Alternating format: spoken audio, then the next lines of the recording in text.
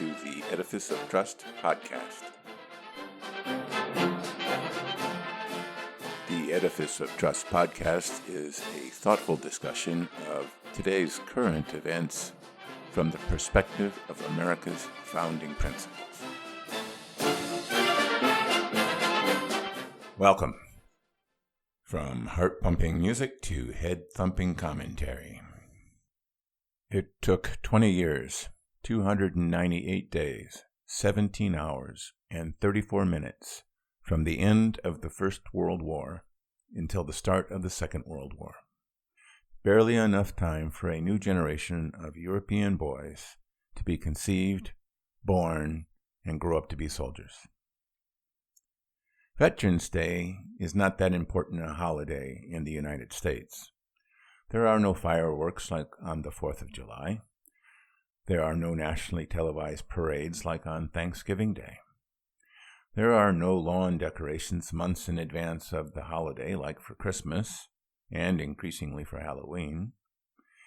It is more important than President's Day, an amalgam of Washington and Lincoln's birthdays to make room for Martin Luther King Day, and Columbus Day, which is becoming Indigenous Peoples Day. It is true that federal offices and banks are closed. Our local community will have a little parade at Veterans Park, but the parade is on Saturday the 10th of November, not on the 11th, which is the actual holiday, or the 12th, when the federal offices are closed. I was reminded about Veterans Day by a television ad by Polish people thanking America for their independence, because the end of the First World War marked the creation of modern Poland. November 11th is a major holiday for the Poles, marked by fireworks and parades. It is also a big deal in England and in France, where it is called Armistice Day or Remembrance Day. It was then that I realized that 2018 was the 100th anniversary of that armistice. But Polish independence only lasted less than 21 years before it was crushed by Nazi and Soviet forces that invaded and occupied the country in 1939, plunging Europe back into war. Why? What happened? What happened to the war to end all wars? What happened to the League of Nations?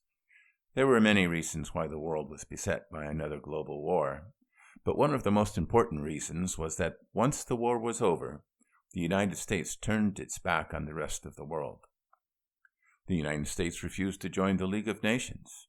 When a financial crisis hit the stock market, the response was the Smoot-Hawley tariffs that precipitated a global trade war that turned the financial crisis into the Great Depression.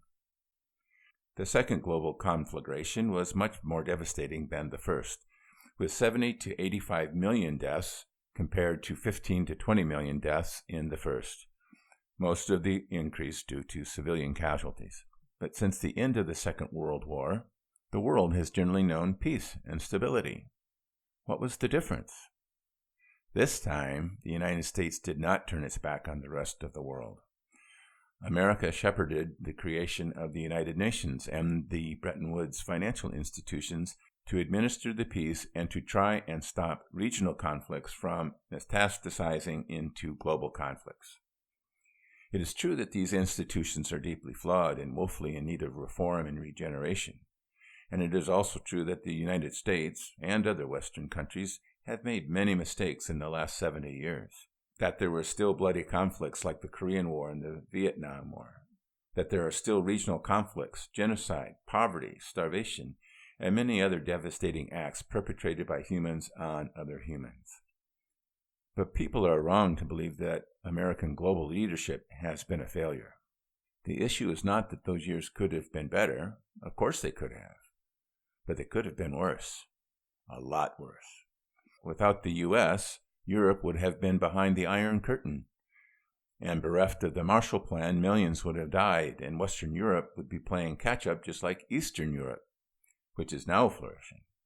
Mao's China would have swept over Southeast Asia, creating multiple versions of Cambodia, which lost a quarter of its population to communism. And it is true that American generosity has been poorly repaid by the countries it helped. Our former enemies, Germany and Japan, are now successful and peaceful democracies thanks to the U.S. but they do little to support the burdens of global leadership. Western Europe would have starved without the Marshall Plan, but now charge high tariffs on American food exports. Europe would have been part of the Soviet gulag without NATO, but our allies shirk from their financial obligations to defend their own lands. At the end of World War II, the U.S. produced about 50% of the global GDP. Today, it produces a little less than 25% of global GDP. If the world were a zero-sum game, that would mean the U.S. lost big time. But global production has grown enormously, and many people have risen out of poverty as a result. This alone makes the world a safer place. It might be true that if the U.S. had turned our backs on the rest of the world after World War II, we might still produce 50% of global GDP. But it would be a bigger piece of a much smaller pie, and the rest of the world would be a nasty, unsafe place. With hindsight, it is easy to see that the world would be a better place over the last 70 years if only we had done this or that thing better. It is also true that ordinary Americans, whether servicemen and women, blue-collar workers, or housewives, have paid much of the price for our generosity. But we can fix that without resorting to populism and nationalism that turns our backs on the rest of the world once again. So on this Veterans/Armistice/Remembrance Day, and also Polish Independence Day, let us not only honor our veterans and war dead, let us learn from the flawed peace that followed the end of World War I so that we can avoid another global conflict that this time could wipe out humanity. And now for a brief message.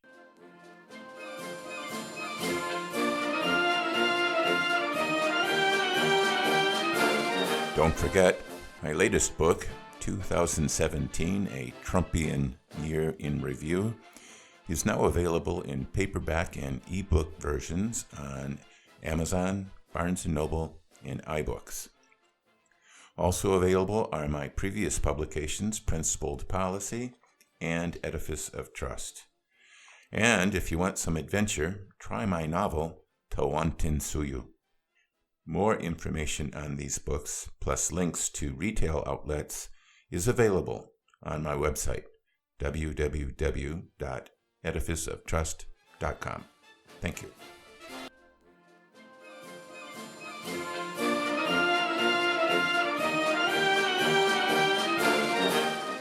Welcome back. President Trump wants to make America great again.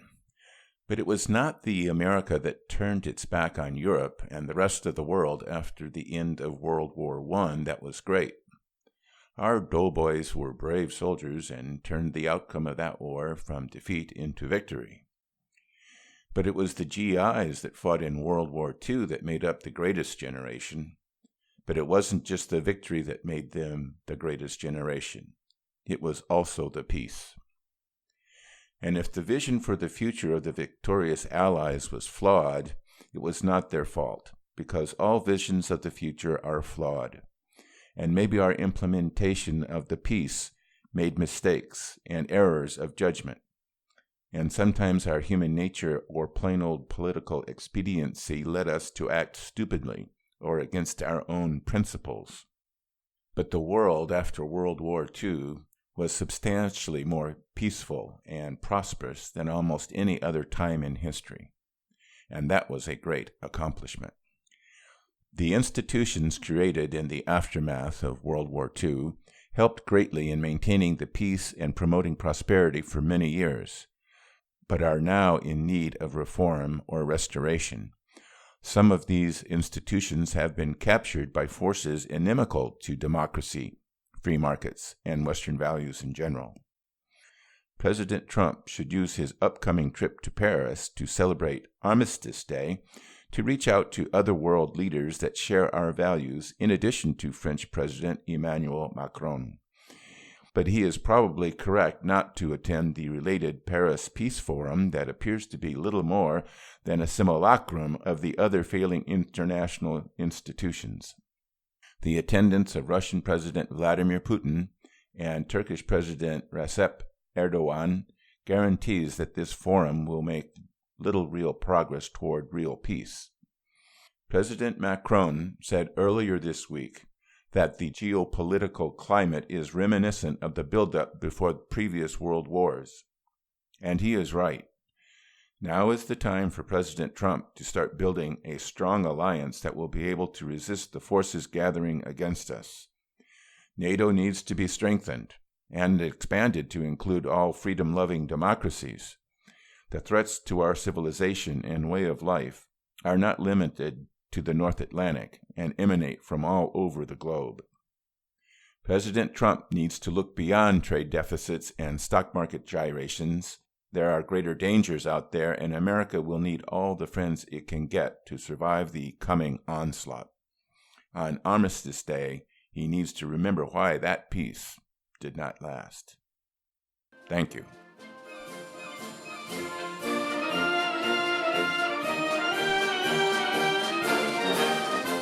Thanks for listening to my podcast. If you would like to hear more Edifice of Trust podcasts, please don't forget to subscribe.